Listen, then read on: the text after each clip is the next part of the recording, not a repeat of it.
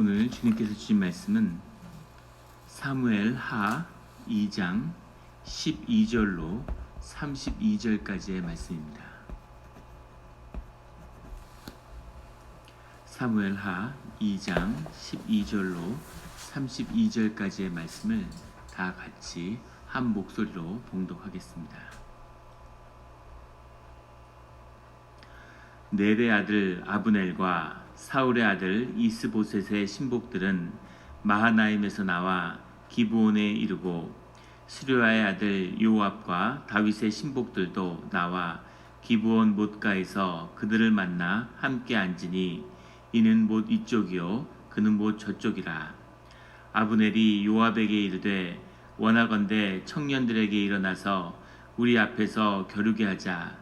요압이 이르되 일어나게 하자 하매 그들이 일어나 그 수대로 나아가니 베냐민과 사울의 아들 이스보셋의 편에 12명이요 다윗의 신복 중에 12명이라. 각기 상대방의 머리를 잡고 칼로 상대방의 옆구리를 찌르매 일제히 쓰러진지라. 그러므로 그것을 헬갓 핫수림이라 일컬었으며 기브온에 있더라. 그날의 싸움이 심히 맹렬하더니 아브넬과 이스라엘 사람들이 다윗의 신복들 앞에서 패하니라. 그곳에 스류야의 세 아들 요압과 아비새와 아사엘이 있었는데 아사엘의 발은 들노루같이 빠르더라.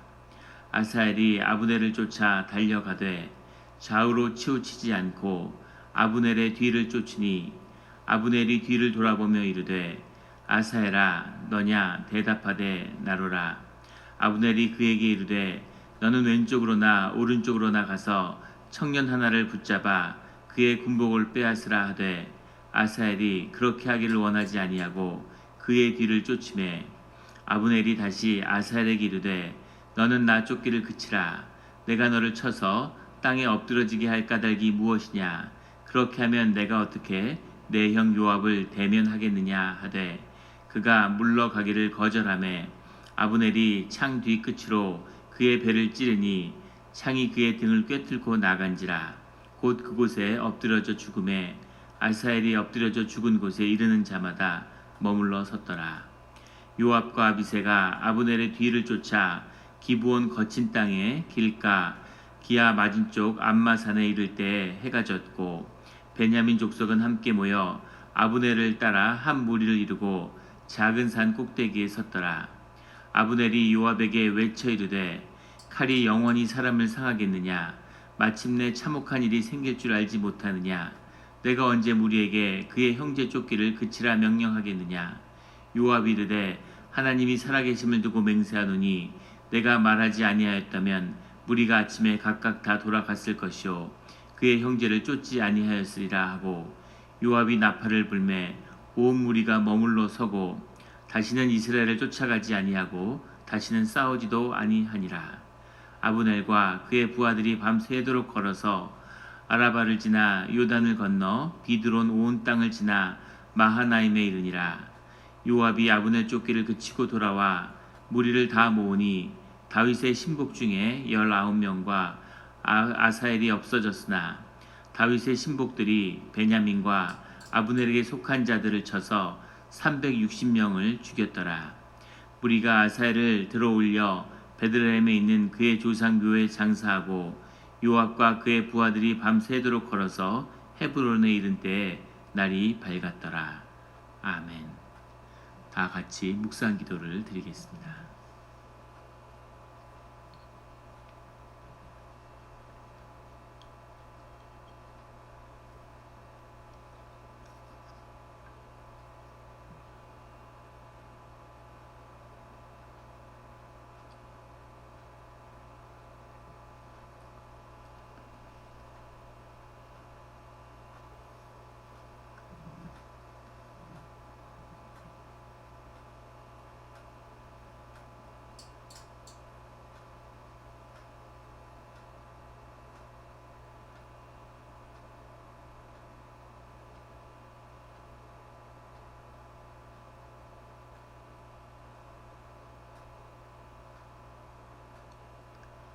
하나님 아버지 감사합니다. 주의 음성을 듣고자 저희가 새벽 제단 앞에 모였습니다. 우리 마음의 기도와 우리 마음의 묵상이 주님께 연락되기를 원합니다. 감사드리며 예수 그리스도 이름으로 기도드렸습니다. 아멘. 오늘 새벽 기도의 본문 사무엘하 2장 12절의 말씀은 이렇게 시작합니다. 넬의 아들 아브넬과 사울의 아들 이스보셋의 신복들은 마하나임에서 나와 기브온에 이르고 사울이 죽고 사울의 아들들이 죽고 이제 사울의 집안이 그 왕자의 자리에서 내려와야 할 때인데, 그런데 넬의 아들 아브넬, 이스라엘의 군대 장관이었던 아브넬은 사울의 아들 중에 하나였던 이스보셋을 세워서 사울의 왕조를 계속 이어가려고 하고 있는 거죠. 그런데 이 왕조의 내용은 사실은 베냐민 지파의 그 그룹들일 뿐인 겁니다. 그래서 유다의 지파들과 유다의 족속과 지파와 베냐민의 지파에 속한 자들의 분쟁을 오늘 다루고 있는 거죠.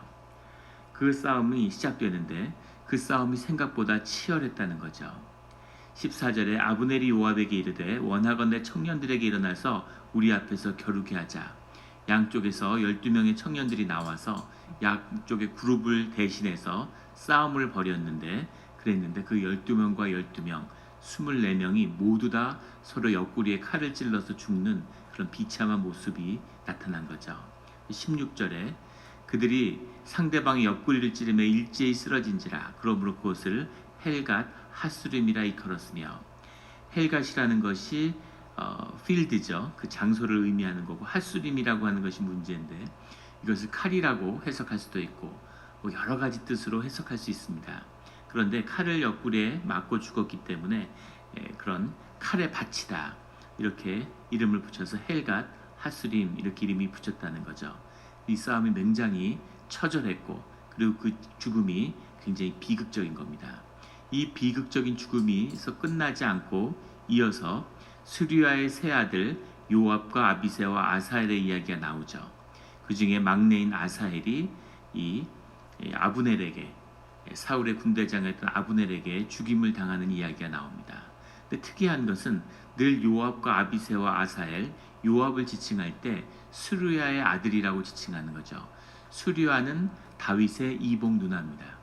그런데 그러니까 이 요압은 사실은 다윗의 조카뻘이 되는 거죠. 그런데 실제는 요압이 다윗보다 나이가 많았다고 그러죠. 스루야가 훨씬 나이가 많은 누나고, 그리고 다윗은 8형제 중에 막내이기 때문에 실제 나이 차가 많이 났겠죠. 그런데 보통은 아버지의 이름을 따서, 이스라엘은 다 누구의 아들 할 때는 아버지의 이름을 따서 이새의 아들 뭐 이런 식으로 다윗의 아들 이렇게 표현하는데, 왜 요압은 항상 스루야의 아들이라고 나올까? 스루야는 엄마인데 엄마의 이름을 따서 쓰는 것이 성경에서 보이는 특이한 예예요. 그 이유가 무엇인지는 정확히는 알 수 없지만 추측컨대 아버지가 일찍 죽었기 때문에 그 아버지를 기억하지 못하고 스루야가 이 아들들을 키웠을 가능성이 있습니다. 또는 다윗과의 관계 때문에 다윗의 누나의 아들이었다라는 사실, 다윗을 중심으로 놓고 그 가족관계를 설명하기 위해서 그랬을 수도 있습니다. 아무튼 특이한 것은 엄마의 아들로 항상 표현되고 있다는 거죠. 스루야의 세 아들 요압과 아비새와 아사헬이 있는데, 그 아사헬이 아브넬의 창끝에 희생당하는, 계속 아브넬은 도망가면서 나를 쫓아오지 말아라, 내가 너를 만약에 죽이면 어떻게 요압의 얼굴을 보겠느냐. 서로 같은 군대였죠. 지금 내전의 양상인데 한 군대에서 같이 싸우던 용사들입니다. 서로 잘 알겠죠.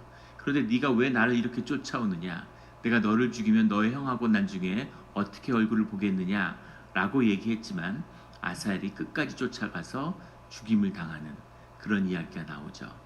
그 아사헬이 죽은 다음에야, 그 다음에 우리가 이렇게 싸울 필요가 뭐가 있느냐라는 정신이 들어서 서로 자기 마을로 돌아갔다는 얘기죠.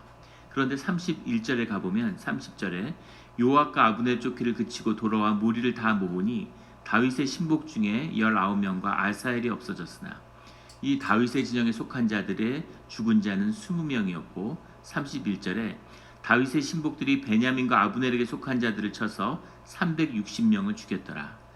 하루가 채 걸리지 않은, 하루 한나절의 싸움이었는데 한쪽은 20명이 죽고 한쪽은 360명이 죽었다는 겁니다. 왜 이렇게 큰 차이가 났을까? 물론 다윗의 사람들은 동굴에서 생각하고 세상을 유랑하면서 수많은 싸움을 싸웠죠. 그렇게 서로 전쟁과 전쟁으로 똘똘 뭉치고 그리고 블레셋 지역에 가서 용병 생활도 했어요. 그러니까 전쟁에 굉장히 능했을 뿐만 아니라 다윗을 중심으로 똘똘 뭉쳐있는 그런 운명의 공동체인 거죠. 반면에 이 아브넬을 따라 나온 자들은 베냐민과 관련되어서 이 베냐민 지파 가운데 서로 한 집안이 되어서 나왔지만 그런 뭔가 강렬한 동기부여도 없고 그런 전의가 상대적으로 약했겠죠. 그리고 전쟁의 경험도 약했을 겁니다. 그래서 이런 결과가 날 수도 있겠지만 더 큰 것은 하나님의 뜻이 다윗과 함께하고 있기 때문이죠. 하나님이 다윗을 돕고 다윗이 왕이 되는 과정 가운데 그 과정 가운데 있는 싸움이고 주님의 뜻에 맞서고 있기 때문에 이런 요압이 큰 패배를 당한 거죠. 전쟁의 능력이나 장수의 능력으로 보면 요압이 훨씬 압도적으로 더 훌륭한 장수고 전쟁도 더 능했을 겁니다. 하지만 요압의 문제는 그가 하나님의 뜻을 거스르고 요압이 아니라 아브넬의 문제는 아브넬이 하나님의 뜻을 거스르고 있다는 겁니다. 그래서 요압이 이렇게 큰 승리를 거두고 아브넬은 패배를 했죠. 하지만 돌이켜보면 요압은 자신의 그 친동생을 잃었어요. 그리고 그 아끼는 아무 의미 없는 싸움을 통해서 24명의 양쪽에서 가장 용사인 청년들이 다 죽었습니다. 이 이야기가 왜 이렇게 길게 나올까? 왜 이렇게 구체적으로 이 싸움이 이렇게 길게 나오는 이유가 뭘까요? 이 말씀을 깊이 묵상해서 도대체 이 말씀을 통해서 주님이 말씀하시는 보여주고자 하는 뜻이 무엇인가 하는 것을 묵상하게 되는 거죠. 주님이 수천 년 전에 있었던 이야기, 우리가 2000년 또는 3000년 뒤에 우리의 후손에게 오늘의 우리가 꼭 남겨야 할 지혜가 있어서 그 이야기를 적는다고 한번 생각해 보십시오. 어떻게 적겠습니까? 만약에 성경의 말씀이 가르침으로 돼 있었다고 하면 이 가르침은 수없이 굴절되고 변형되어서 아마 그 뜻이 남아있지 않을 겁니다. 설령 남아있다고 해도 그 뜻을 헤아리기가 어려울 거예요. 왜냐하면 그 시대의 지혜나 가르침이나 문명이나 문화의 수준에 갇혀있기 때문이죠. 그런데 이것이 진실한 삶의 이야기로 되어 있기 때문에 오늘 우리에게 주님이 주시는 가르침이 전달될 수 있는 거죠. 이것이 성경이 가지는 중요한 비밀입니다. 예수님도 가르침을 비유로 말씀하시죠. 이것이 삶의 이야기로 되어 있기 때문에 오늘 우리에게 그 뜻이 온전히 전해질 수 있는 거죠. 우리도 그러한 삶을 살아가고 있기 때문입니다. 이 이야기는 3000년이 아니라 3만년으로 되돌린다 하더라도 동굴 속에 살던 사람들이나 오늘 우리나 비슷한 삶을 살고 있죠. 그 의미에서 주님이 말씀하시는 내용이 있는 겁니다. 그 내용이 뭘까요? 그 내용의 가장 중요한 것 중에 하나는 하나님에게 누가 쓰임을 받았느냐 하는 겁니다. 요압이나 아브넬이나 똑같은 인간이라는 것을 주님이 보여주고 계시죠. 그들 모두 다 욕심에 차 있고 자기 이속을 챙깁니다. 요압은 다윗의 밑에 있으면서 계속 악한 짓을 하죠. 아브넬도 마찬가지입니다. 둘 다 똑같은 인간이고 아무 의미 없는, 하나님의 뜻이 이루어지고 하나님이 다윗의 왕가를 하나님의 이름으로 하나님의 집을 세우는 그 일 가운데 쓰임을 받고 있는 사람들이지만 똑같이 다 악하고 그 안에 아주 나쁜 이런 공격성과 이런 나쁜 것을 안에 가지고 있다는 거예요. 그런 것을 가지고 있음에도 불구하고 이 아브넬과 요압의 차이는 무엇이냐면 아브넬은 하나님을 대적하고 있고 요압은 하나님의 뜻에 쓰임받고 있다는 겁니다. 이것이 중요한 것이죠. 그 삶이 하나님의 쓰임받는 하나님의 뜻 가운데 있어야 하는 겁니다. 이것이 하나님의 첫 번째 가르침이에요.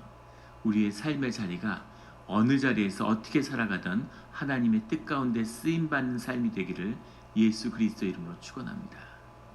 이것이 첫 번째 가르침이고 이거보다 더 중요한 가르침이 있는데 그것은 무엇이냐면 하나님에게 쓰임받았다는 것으로 우리 삶의 구원이 이루어지지 않는다는 겁니다.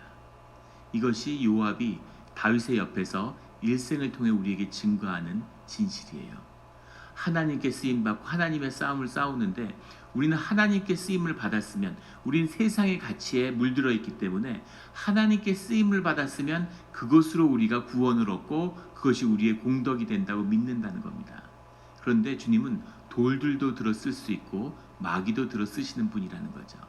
그래서 하나님께 구원을 받는다는 것은 하나님께 쓰임을 받고 하나님이 그 구원에 하나님이 구원하시는 것이 우리의 삶의 선물이 되고 우리의 삶의 결국이 돼야 되는 거죠. 그것이 이루어지지 않으면 구원이 아니고 아무 의미가 없는 겁니다. 교회 목사가 사역을 하는데 사람들이 막 모이고 성장은 부흥은 허다한 허물을 덮는다는 이야기가 있죠. 교회가 막 쓰임받고 수천 명이 모이면 사람들이 목사가 하나님께 쓰임을 받지 않으면 어떻게 그런 일이 있을 수 있었겠느냐고 이야기하죠. 그런데 하나님의 쓰임을 받은 것이 맞습니다. 하나님의 쓰지 않으면 그런 일은 있을 수 없죠. 그러나 하나님의 쓰임을 받았다고 해서 그것이 곧 그의 삶을 구원하는 것은 아니라는 겁니다. 자신의 삶의 구원과 자신의 삶의 영생의 비밀은 예수 그리스도를 십자가의 하나님을 영접하는 데 있는 거예요.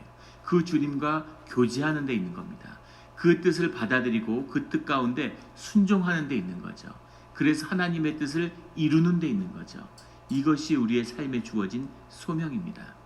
우리가 무리로서 하나님의 부르심을 받고 우리가 공동체로서 하나님 앞에 나아가지만 동시에 우리가 한 개인으로서 내 영으로서 주님 앞에 무릎 꿇고 주님을 경배하며 주님을 만나는 내 삶의 영역이 있다는 거죠. 요압은 아무들보다는 낫습니다. 하나님을 대적하는 것이 아니라 하나님의 뜻을 이루는 것에 쓰임받고 다윗의 사람들로 공동체로 함께하고 있기 때문이죠. 그러나 그것이 요압의 구원을 의미하지는 않는다는 거죠. 요압은 끝까지 그 안에서 자기의 욕심을 채우고 악을 행하는 것으로 때로는 선을 행하지만 때로는 악을 행하는 그런 일로 왔다 갔다 하다가 결국은 비참한 죽음으로 주님께 연락되지 못하는 모습으로 그 끝을 맞이하고 말죠. 이것이 하나님이 보여주시는 중요한 뜻이라는 것을 왜 이토록 아무 무익한 그런 싸움을 하고 하나님의 뜻도 아니고 다윗의 뜻도 아니었습니다.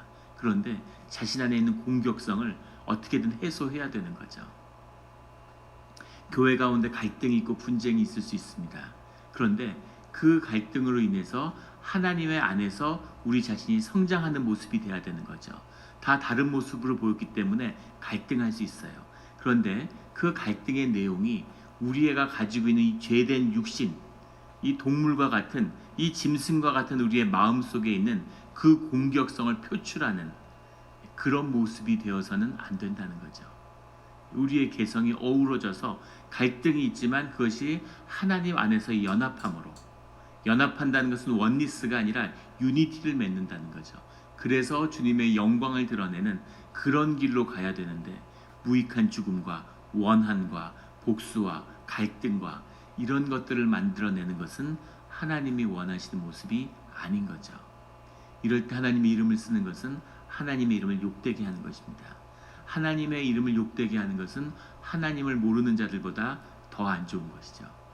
늘 주님을 경외하고 주님과 함께하는 가운데 내 자신을 돌아보고 내가 주님과 함께하는 그런 귀한 내 스스로가 주 안에서 영적으로 성장하는 그 역사가 있어야 되는 거죠. 그것이 우리 삶의 중심이고 소중한 것임을, 더욱 소중한 것임을, 내가 하나님의 뜻을 받들어 이런 일을 이루었다. 그런 일은 내가 이루지 않아도 주님이 얼마든지 돌들을 써서도 이루실 수 있습니다.